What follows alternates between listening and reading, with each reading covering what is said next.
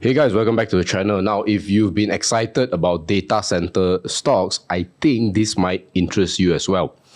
We think that this could be something like a new trend for stocks, especially in this industry. I don't think it's going to be as exciting as data centers, but certainly the e-invoicing sector, you can say, in a way, Yes. which is part of the software sector in Malaysia, might experience a boom, because the government is now implementing nationwide.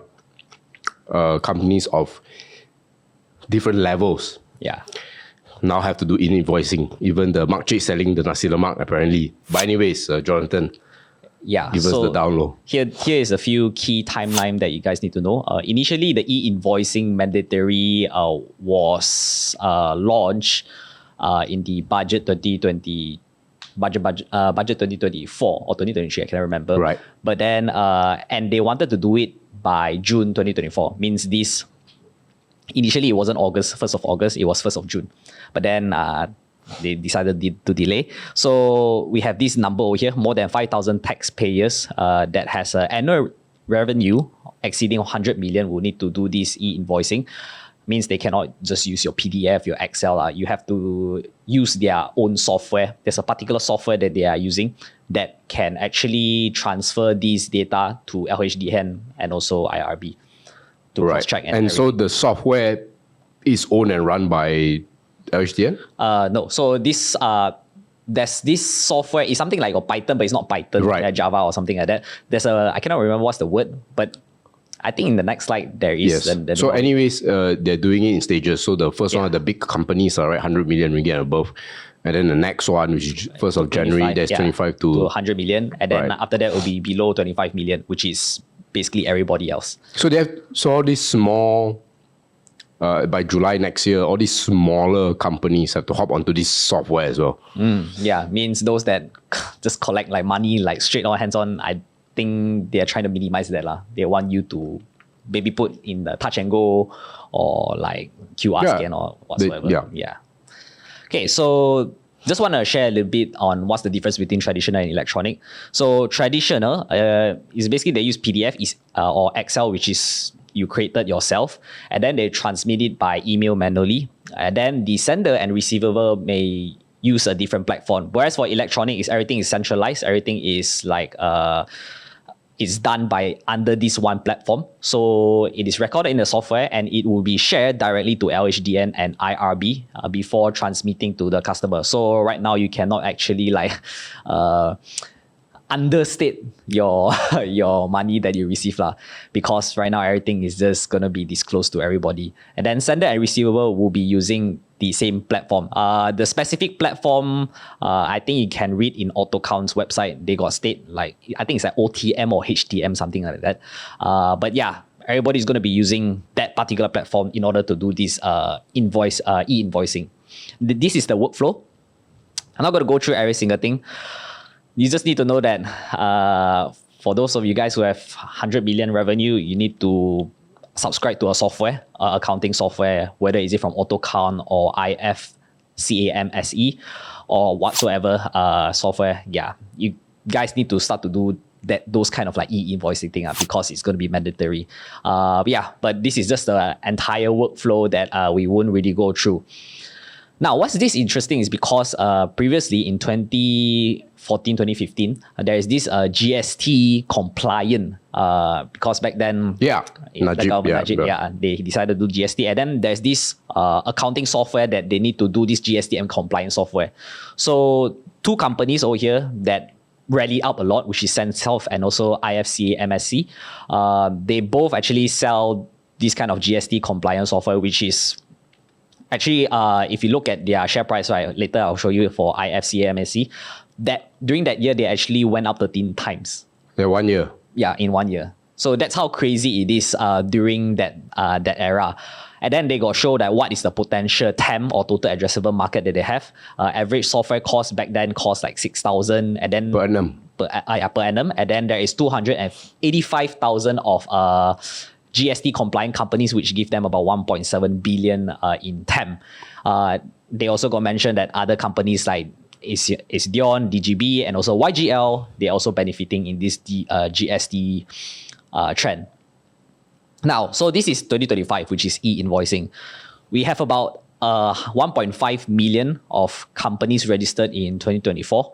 Not sure how many of these companies make about 100 million and above, but then in 2025, everybody's just going to adopt this e-invoicing. Wow, so, in theory lah. Yeah, in theory.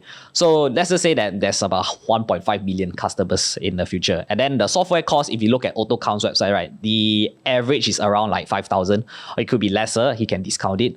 But this gives you a total TAM, excluding your sole proprietorship and also partnership, which is about 9.2 million, about 7.5 billion. So this is just the very, I'll say it's a conservative number that this e-invoicing company can capture in the future.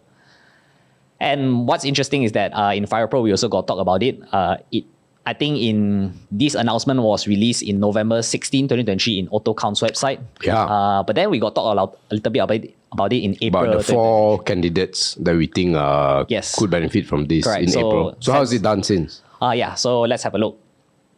Since then, you can see that Sensoff is up 42%. AutoCount is up 27%. IFCMSE is up double, Wow. 120%. You can see that, previously in 2015, it was the best performing stock because of this GST rally. So a lot of like institution investors were like initiating buy call because of this thing.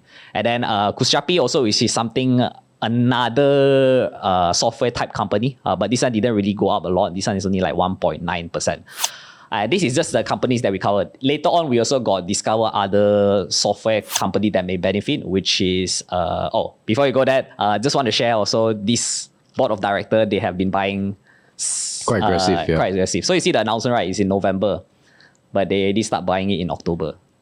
So they knew already that something is going on for the e-invoicing. And they not only just this date, in 2020, you can see they have been buying like since October 2023, then November, December, June also they're still buying, but then in July they start to dispose. Basically, this director made like 3 times their money already since then. Yeah, Very so nice. quick money. But then right now they're still buying a little bit here, so which is quite strange. Maybe there's some more upside. Maybe they think that they can capture more market share. But anyway, this is other counter that also is going to be benefiting from this e-invoicing trend.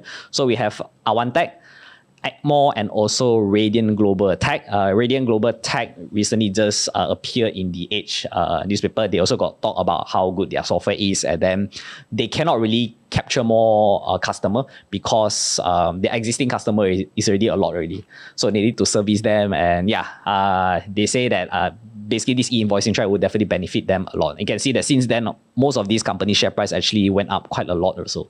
Yeah. Yeah, and another more Panda ecosystem, YGL. This one, YGL was covered in the GST era also. So you can notice GST era, their share price also rally up a lot. And then AppAsia as well. So these are a few companies that maybe you want to put it in your watch list for this e-invoicing trend. And this is just a takeaway. Whether you can still chase or not, well, the TAM right now is still quite big. I think maybe the TAM may be understated. I'm not too sure. Yeah. Because it's not only just those listed companies, it's those sole proprietor Private and companies. also their private companies as well. You never know how many of them are making that amount of money. So yeah, definitely the TAM maybe will be wider. And whether this is a temporary booster, probably is for a moment, or probably isn't. Well, I would say that it already depends on the consistency. 2 things. Consistency on the government policy.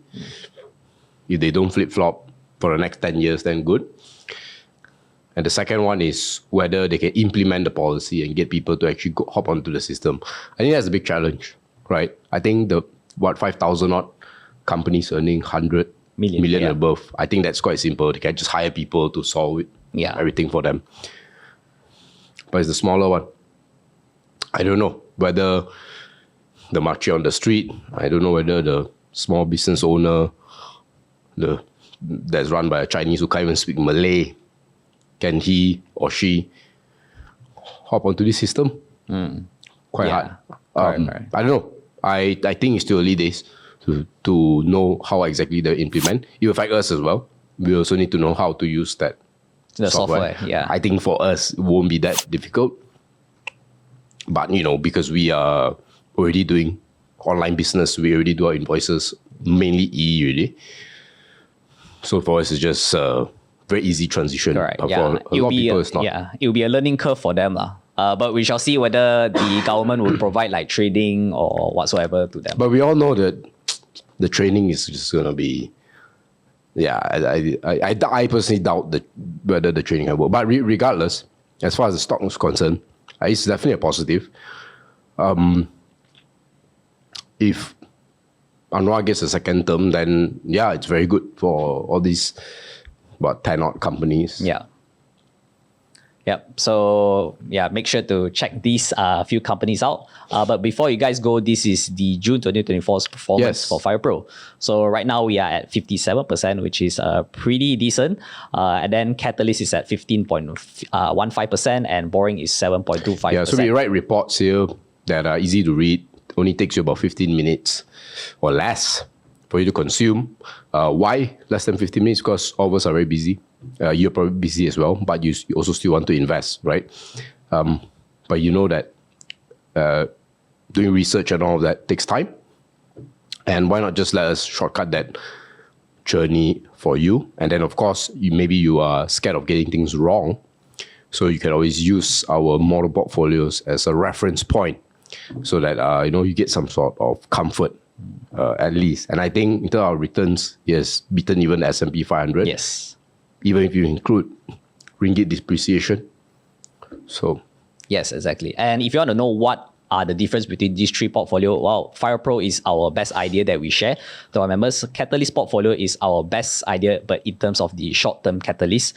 So these are companies that we wouldn't write report, but we will straight away initiate to you guys whether we find it interesting or not.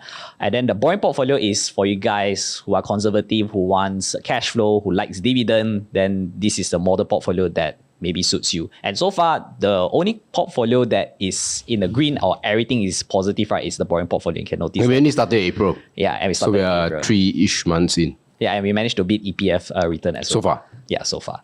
Okay, but if you want to get a taste, you can check out our free sample, which the links will be in the description and comments, and you can read how we write our reports over there. And that's about it for today's video. We hope to see you in the next one. Bye-bye.